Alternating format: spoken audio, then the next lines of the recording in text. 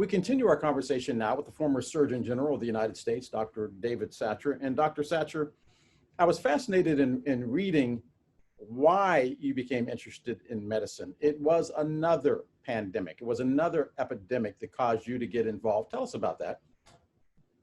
Well, I grew up in a family of 9 children.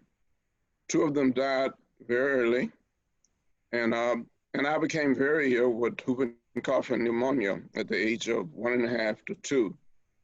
And my dad was able to convince the one Black doctor in Anniston at the time, Dr. Jackson, to come out to the farm to see me. And Dr. Jackson came out, stayed all day working with me. But when he left, he told my parents that he didn't expect me to live. So my mother really worked hard. She did everything that he recommended that she do. She stayed up at night. When I stopped breathing, she would breathe for me. And so I survived. The one thing I wanted to do was to meet Dr. Jackson. So my parents promised me that for my 5th birthday, we were going to go to town to meet Dr. Jackson. I never met him. He died that year, age of 54. Dr. Jackson died. By the time I was 6 years old, I was telling everybody I was going to be a doctor like Dr. Jackson. And I've never looked back. So how do we, right now there is a reckoning in the United States. There's the Black Lives Matter movement, and we're talking about the cruel and unusual treatment that Blacks have suffered at the hands of police officers. How do we get the African-American population to understand that we have suffered the same cruel fate under the hands of a medical system that does not treat us equally? Well, you know, obviously, I think we have to be careful that we don't lose the benefits of history.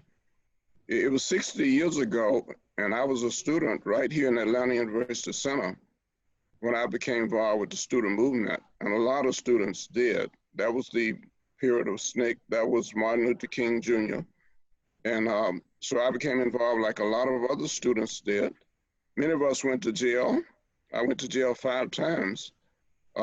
And so that really helped to shape, you know, who I am. I was always serious about studying, but it was my first opportunity to really get involved in changing the system that sort of oppressed us. And so I did, and I survived that a lot. There were students who got involved who didn't finish college, but most of us did. The whole nonviolence issue was a discipline, and discipline is important. We met together, we planned what we were gonna do, we knew what we were gonna do. So you were talking about SNCC and the fact that nonviolence was a way of life, and I'm glad you bring that up. So go ahead, continue. Yeah, it was the age of SNCC. It was 1960. I was starting my sophomore year at Morehouse. And during that year, I went out to a meeting where they were going to talk about what the students were going to do here in Atlanta. Some of the names you would be familiar with, Marion Wright, now Marion Wright Ellerman, was a sophomore at Spelman. Otis Moss, who went on to become one of the great preachers of our time, still alive. Lonnie King died last year. He was the leader here in Atlanta. So I became quite involved with the group of students who were quite disciplined. And basically our attitude was that we were willing to go to jail to change Atlanta. And we did. And many of us were arrested a few times. But the bottom line is we got to the point where the business community in Atlanta decided that it was in their best interest to desegregate because they were trying to become global businesses. One example is Coca-Cola. They were trying to sell their products all over the world, including Africa. And yet, when we went to jail on a hunger strike, all over the world, newspapers carried that story. And so the business leaders got together and decided that, you know, we don't need this. It's time for us to move on. So they decided to desegregate.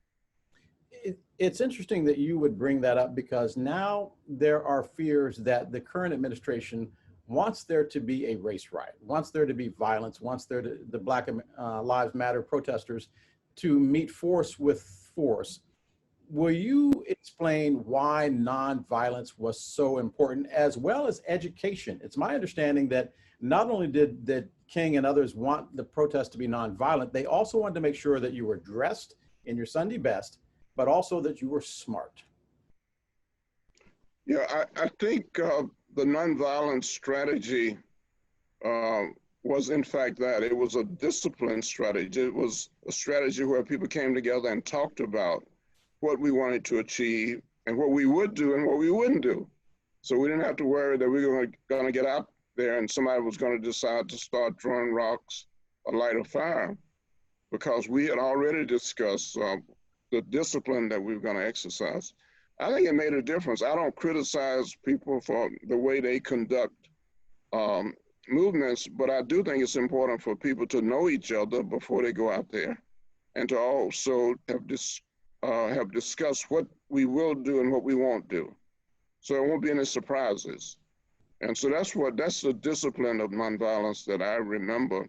And this started actually when Martin Luther King was in Montgomery at Dexter Avenue Baptist Church. My brother was a student at Alabama State then, but the bus boycott was a nonviolent bus boycott. And then the students took up the same nonviolence. And I think it's important to at least be disciplined and to know what you are going to do and what you're not going to do.